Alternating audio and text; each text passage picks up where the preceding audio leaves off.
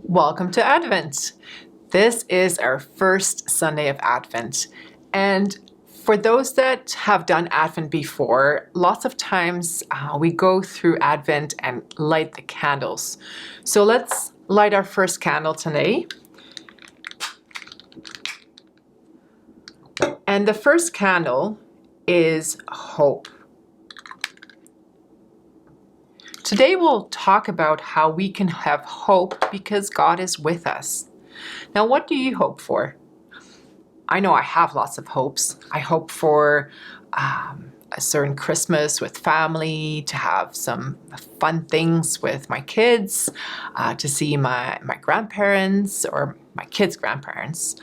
And maybe I'm hoping for a certain present as well. What about you?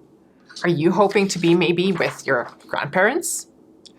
Oh, maybe you're hoping for the snow. We haven't had much snow yet. Maybe you're hoping for snow to build a snowman.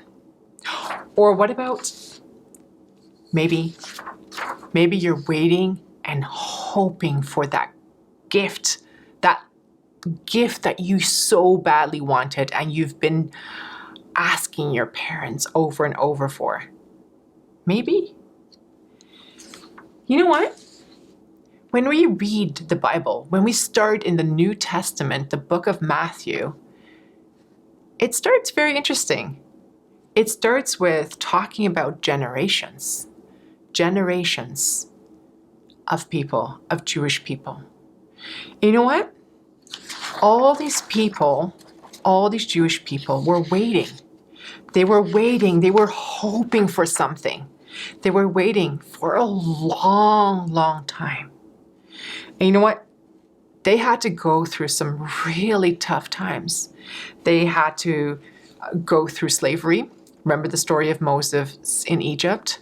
They had slavery, and they still were hoping for someone special, for someone that could deliver them from slavery.